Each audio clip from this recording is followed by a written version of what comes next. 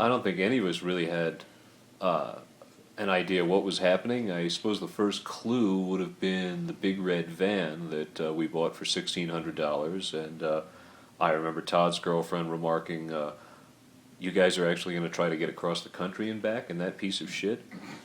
Next thing we knew, of course, that red van was taking us from New Jersey to California for our first performances at Telluride and I think High Sierra Music Festival. None of us knew it was happening. In the end, we found ourselves in California at the end of High Sierra with nothing to do but drive home to New Jersey and try to figure out what had just happened over the past 2 months.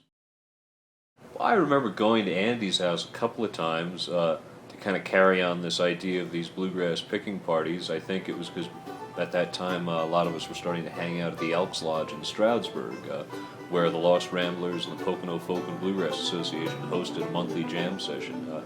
It's basically to keep the bluegrassers occupied throughout the winter months when they didn't have festivals to run around to. And having, lurked about that scene for a while, Andy, Timmy, and myself, all being alumni of the Lost Ramblers, kind of carried the idea on back to Andy's house of just having these open-ended bluegrass picking sessions. And at one point, it seems to me that myself, Timmy, Andy, and Todd were the last ones standing. First recollection I have of the bus, the first big bus emergency, the fire, was, being sound asleep and rather hungover in my bunk and hearing, I believe it was Carrie or our bus driver Steve saying very calmly and quietly, "Everybody off the bus, we're on fire. Everybody off the bus, we're on fire." Next thing I knew, having loaded and unloaded all the equipment from the bays of that bus countless times over the tour, we set a record, I think, in 5 seconds. Everything was out along the side of the road. It looked like a yard sale. And Steve was spraying the better part of our second fire extinguisher into the rear axle of the bus, and I believe he was kind of starting to look like a 18th century chimney sweep with soot all over his face.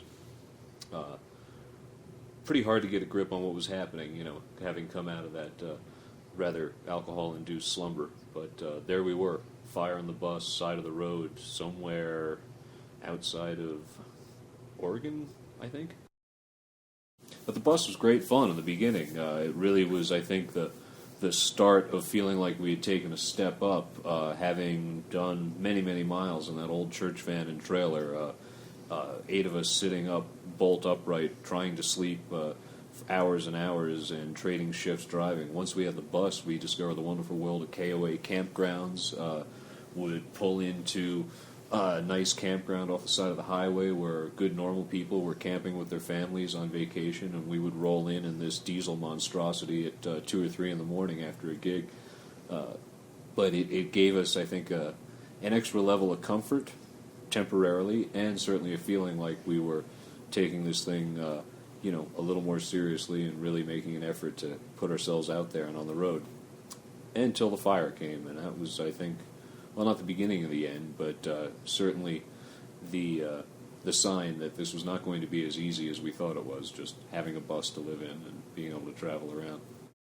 Favorite sit-in opportunities, they come up in such funny ways. I think it was maybe the second time we were at the Old Settlers Festival in Texas, and was having breakfast at the hotel, happened to notice Vassar Clements, who was one of my heroes, sitting over at a table with a young lady, I believe another fiddle player, eating. As we were departing, I said, "Hey, Vassar, how you doing?" We chatted for a moment. Next thing I knew, he was lamenting that Peter Rowan had missed his flight, it being Easter Sunday or something or other, and Vassar was supposed to play a set with him, but had no Peter, and quickly said, "Well, what are you guys doing? Why don't you bring yourself and the rest of the band down?" And I think Vassar said, "We'll play some off-the-wall shit or whatever." And next thing I knew, we were all up there backing up Vassar playing actually a couple of Railroad Earth songs. Somewhere there's a video of it, and we're playing Came Up Smile, and Todd is singing and nods to Vassar to take the first solo, and Vassar comes in with one of these just beautiful, chromatic, jazzy Vassar licks that is so out of left field, but fits beautifully in the context of Came Up Smile, and there's a look on Todd's face of kind of curiosity and wonder that's just precious. One of my favorite memories.